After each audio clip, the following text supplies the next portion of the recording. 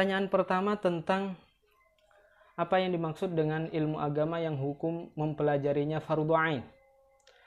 Artinya di sana ada ilmu agama yang wajib untuk kita ketahui. Tidak semua ilmu agama, semua macaman-macaman ilmu agama wajib untuk kita pelajari. Yang wajib untuk kita pelajari adalah kadar dari ilmu agama, bagian dari ilmu agama ya, yang daruri, yang kita butuhkan dalam kehidupan kita sehari-hari. Ilmu agama pokok atau yang disebut juga ilmu agama dasar. Ilmu agama yang pokok ini, ilmu agama yang daruri ini dibagi menjadi dua bagian. Yang pertama, qismun yata'allaqu bi usulil aqidah.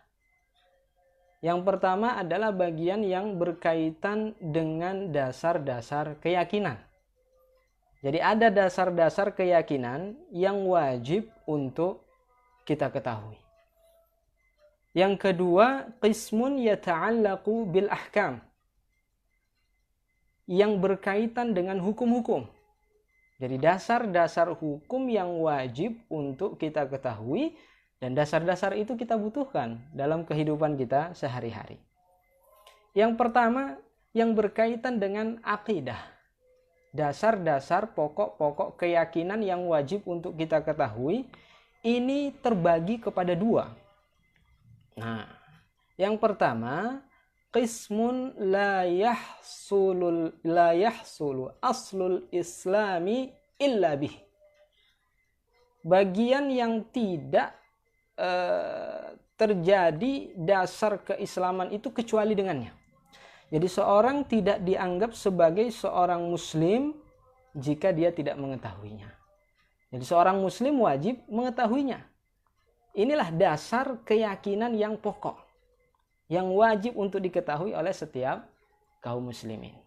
Apa itu yang tidak terjadi keislaman kecuali dengannya? Adalah ma'rifatullahi wa rasulihi, mengenal Allah dan Rasulnya. Jadi tepat ya yang dikatakan oleh para ulama, awwal wajibin ma'rifatullahi wa rasulihi. Kewajiban yang pertama kali harus kita ketahui adalah ma'rifatullahi wa rasulihi. Ma'rifatullahi wa rasulihi ini seperti yang tercakup dalam dua kalimat syahadah. Asyhadu an la ilaha illallah wa asyhadu anna muhammadar rasulullah. Syahadat pertama mengajarkan untuk kita meyakini tentang Allah Subhanahu wa ta'ala. Kita yakini bahwa Allah Subhanahu wa ta'ala adalah Tuhan yang wajib untuk disembah. Tidak ada Tuhan yang berhak untuk disembah selain Allah.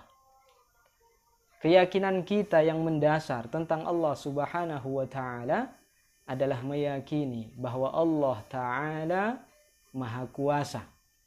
Kuasa menciptakan segala sesuatunya. Semua yang ada di alam ini, itu semuanya adalah ciptaan Allah. Kita juga wajib meyakini bahwa Allah Subhanahu wa ta'ala tidak sama, tidak serupa dengan semua makhluk ciptaannya. Jadi kalau Allah Subhanahu wa ta'ala menciptakan hambanya, menciptakan makhluknya, memiliki bentuk, memiliki ukuran, maka Allah Ta'ala tidak memiliki bentuk, tidak juga memiliki ukuran.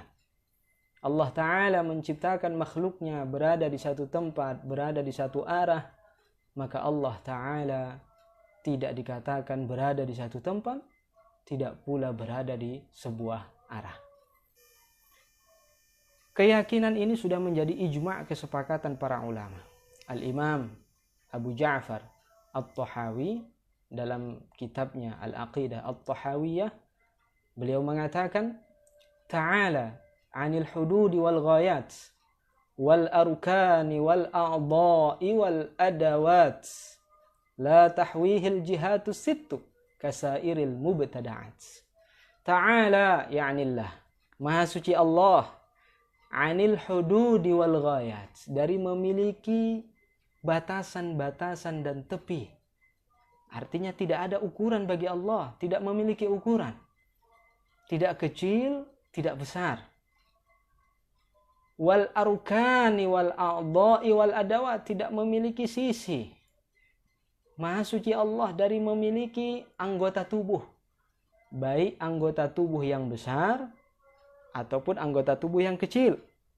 Anggota tubuh yang besar seperti tangan, kaki, kepala. Ya, anggota tubuh yang kecil seperti lidah, anak lidah. Ya, ini anggota tubuh kita yang kecil. Maha suci Allah dari memiliki anggota tubuh seperti layaknya makhluk. Kemudian Allah Subhanahu wa taala la tahwihil jihatus sittu, tidak diliputi oleh arah yang 6. Karena arah yang 6 itu ya makhluk yang diliputi olehnya. Kasairil mubtada'at. Artinya makhluk, mubtada'at ay makhluqat, itu yang diliputi oleh arah yang 6. Jadi Allah Ta'ala maha suci dari diliputi oleh arah yang 6. Makanya tidak boleh dikatakan Allah Ta'ala ada di atas, tidak juga dikatakan Allah ada di bawah, tidak dikatakan Allah ada di depan, atau di belakang, di kanan, ataupun di kiri.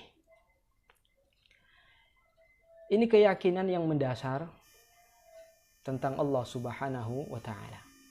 Kemudian keyakinan kita tentang Rasulullah sallallahu alaihi wasallam yang mendasar, meyakini bahwa Muhammad ibnu Abdullah al-Arabiyyil Qurashi adalah seorang hamba sekaligus Rasul utusan Allah. Kita wajib meyakini semua syariat yang beliau bawa, yang beliau ajarkan, yang semua syariat beliau itu sampai kepada kita saat ini, yang melalui jalur periwayatan yang sahih. Kemudian bagian yang kedua, qismun fihi ziyadatun alal awal. Ada pertambahan dari yang pertama. Yang pertama tadi ma'rifatullahi wa rasulihi. Jadi ada keyakinan-keyakinan tambahan lebih dari itu. Yang wajib, yang digolongkan sebagai keyakinan mendasar. Seperti apa itu? Seperti meyakini tentang adanya sifat-sifat Allah Subhanahu wa taala. Sifat Allah Subhanahu wa taala 20 sifat, ya, sifat yang kita kenal dengan sifat 20. Sebagian juga mengatakan ya 13 sifat. Ya. Kemudian kewajiban kita untuk meyakini tentang sifat-sifat para nabi. Ya, sifat-sifat yang wajib bagi para nabi. Kemudian juga kita wajib meyakini akan adanya malaikah, meyakini kitab-kitab yang Allah turunkan kepada para nabinya. Kemudian kita juga wajib meyakini akan adanya azab kubur, siksa kubur, ya. Meyakini akan adanya nikmat kubur, pertanyaan mungkar dan nakir, akan adanya hari berbangkit, akan adanya nanti mizan, as-sirat, surga dan neraka.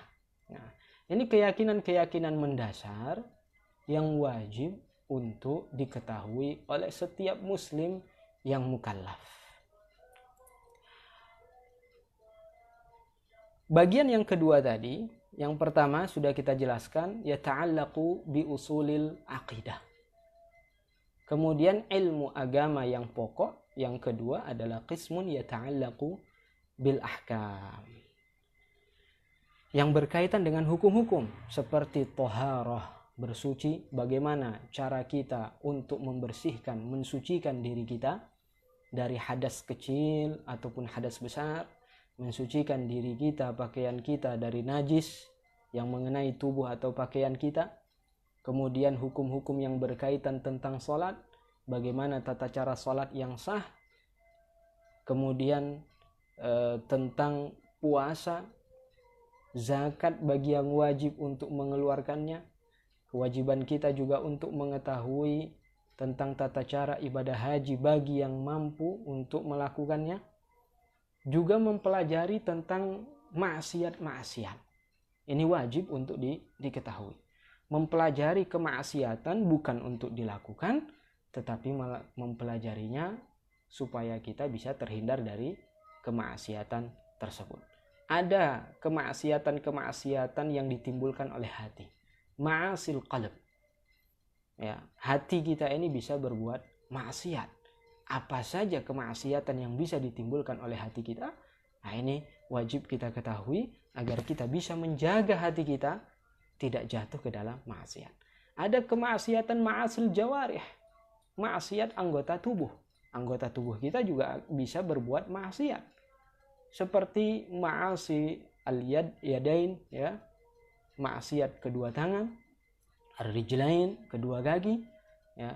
Maksiat al-ain, mata, kemudian maksiat telinga, ada maksiat perut, dan maksiat kemaluan. Nah, ini semua kadar dari ilmu agama yang wajib untuk diketahui oleh setiap muslim yang mukallaf. Nah, firman Allah Subhanahu wa taala ini dalam surah Az-Zumar ayat 9 yang berbunyi, "Qul hal yastawil ladzina ya'lamuna wal ladzina la ya'lamun." Ayat ini menyatakan tentang keutamaan orang yang mempelajari ilmu agama. Keutamaan orang yang berilmu dibandingkan orang yang tidak berilmu.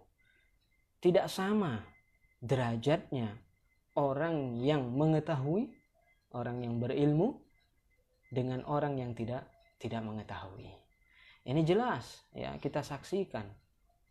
Kita lihat jelas dalam kehidupan kita sehari-hari bahwa orang yang berilmu itu lebih tinggi derajatnya, ya, lebih dimuliakan oleh orang-orang dibanding orang yang tidak berilmu agama.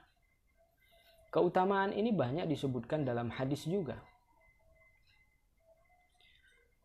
Dalam hadisnya Rasulullah sallallahu alaihi wasallam bersabda, "May yuridillahu bihi khairan yufaqqihhu fid din." Barang siapa yang dikehendaki oleh Allah Ta'ala kebaikan padanya, maka Allah Ta'ala akan memahamkan ia tentang ilmu agama. Artinya bahwa orang yang akan dimuliakan oleh Allah, tanda orang tersebut dimuliakan oleh Allah Subhanahu wa Ta'ala, Allah berikan kebaikan padanya, ya, tandanya adalah dia menguasai ilmu agama. Allah berikan dia pemahaman tentang agama. Jadi ini petunjuk kebaikan kepada kita. Orang yang ingin mendapatkan kebaikan, mari kita pelajari ilmu agama. Jadi ilmu agama kita nomor satukan, bukan nomor duakan. Sebagian orang kan menomor duakan atau nomor kesekian kalinya, ya, untuk mempelajari ilmu agama. Tidak demikian seharusnya. Ilmu agamalah yang harus kita kedepankan. Baru setelah itu, ya, kita ikuti dengan ilmu-ilmu dunia lainnya. Ya, dalam hadis ini, hadis riwayat Imam Al-Baihaqi. Qala Rasulullah sallallahu alaihi wasallam, "Talabul ilmi fariidatun ala kulli muslimin." Riwayatnya begitu. Ala kulli muslimin. Ya, enggak ada muslimatin. Ya. Hadis ini riwayat Imam Al-Baihaqi. Kalau ada orang yang mengatakan, "Oh, itu hadis dhaif," ya. Hadis dhaif, kita katakan hassanahu Al-Hafizul Mizzi. Al-Hafiz Al-Mizzi menyatakan hadis ini adalah hadis hasan, bukan dhaif. Ya, hadis ini hasan, bukan dhaif. Hadis ini menyatakan bahwa setiap muslim mukallaf wajib untuk belajar ilmu agama.